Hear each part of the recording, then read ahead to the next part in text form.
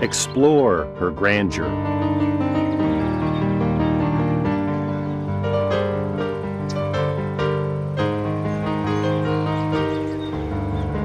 Appreciate her beauty.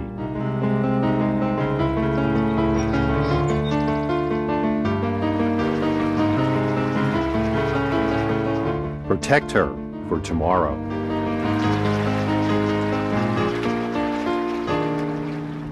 We all share the responsibility for protecting nature and preserving the environment for future generations.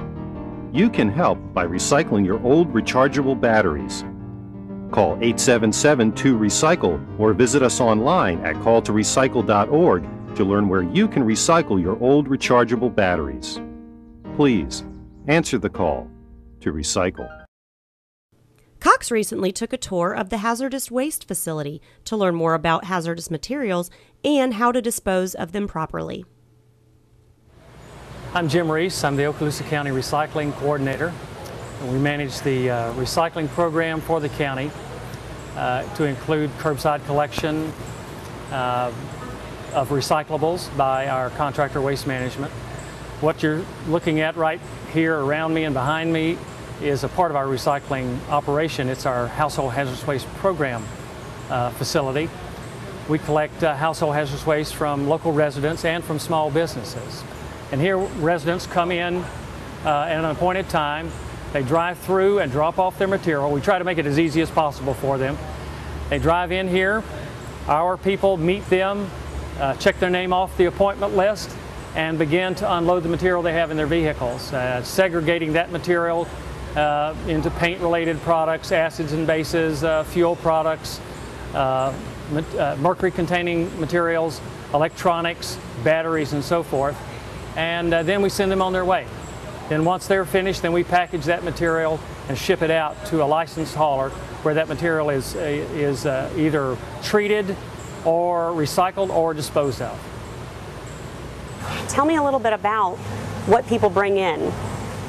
Well, it's anything that they gather in their garage, typically paint-related materials, pesticides, pool chemicals. These are 5-gallon buckets. It can be oil-based paint, it can be latex paint, it could be a tar, a roofing tar material. Of course, what we advise people to do is to try to use it up. We give it to somebody else that can use it, but a lot of this, as you can tell, is pretty old. It's a lot of it, if it's rusted, it's been sitting outside, so there's no telling if it's gone through a freeze-thaw cycle.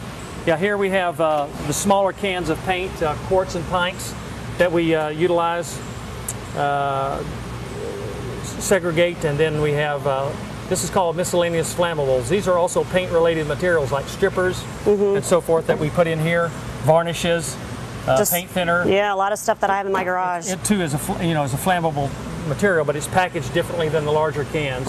What do we have here? It looks like stuff that maybe some contractors brought in or guys on the work site. Well, people have this in their own home, you know, from doing remodeling work or patchwork or so forth. You'll have I never knew that was a hazardous waste. Well, liquid nail has a flammable constituency to it. It'll burn, just like spackling, contact cement, and other things. They have a petroleum base, so they will burn. And so this is called a flammable solid, and we package that material separate from flammable liquids. All right, and then it looks like in here we have spray paint. Yep. Well, aerosol cans, regardless of whether they're a paint or a spray pesticide or a spray lubricant, whatever, they're an aerosol can and they go in here. This is a paint can crusher. We utilize this to crush our 1-gallon latex cans. We get tremendous volume of latex paint. And to get the best bang for our buck, it's best to bulk that material instead of sending it out in cans, individual cans packaged in drums or boxes like you saw over here. So we run the cans through here, crush them, and then the liquid pours out here at the bottom into a 55-gallon drum, and we send the latex paint out to a vendor in South Carolina who has a roofing process that he utilizes the latex paint in his roofing process. And he actually pays us for that material, or pays the freight to get it there, versus us having to pay for it to be disposed of by a licensed haz waste hauler. So it's something we've been working with for a little over a year. It's experimental from our part, and we're utilizing a research lab up in Canada to do some testing on that material, on his product, to check strength and flexual modulus, other technical terms that go along with that.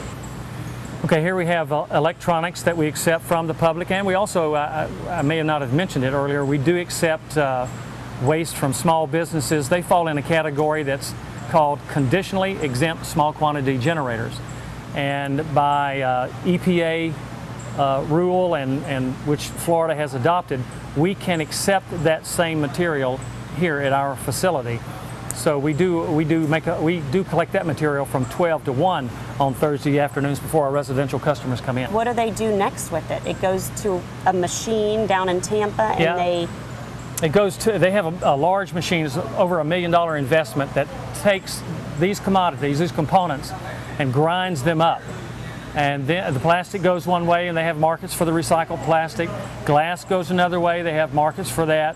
The lead that's in there, in the CRTs, in the monitors, they have markets for that material. There are a lot of precious metals in here in the components. So all of these things have different things that are in them that are usable, reusable. Correct. Any type of oil that goes in your car, we'd bring in here? Yeah, this automotive fluids and of any type. You know, power steering fluid, brake fluid, obviously used oil, gas, antifreeze, all those automotive liquids we take here. And you mentioned cooking oil. We accept that can go in with the used oil product. We have had people in the past that have asked us to hold the cooking oil aside because they were making their own biodiesel at home. Oh, really? But we haven't had anyone call us in a while, so we just pour it in with the used oil. And why is oil such a bad thing? Well, it's a petroleum-based product, just like gasoline, and you know, when it doesn't take but a very small amount of that hydrocarbon to get into the water supply and pollute it. So, I mean, I know there are a lot of people that in years gone by have done nothing more than pour their pour oil, it down the sink. Pour it down the sink or pour it on the grass for weed control. But it gets in. We have such a shallow water table that it gets right into the drinking water and so forth. So programs like this throughout the state of Florida are designed to help the local resident better manage the material that they generate at home and not put it into our fragile environment.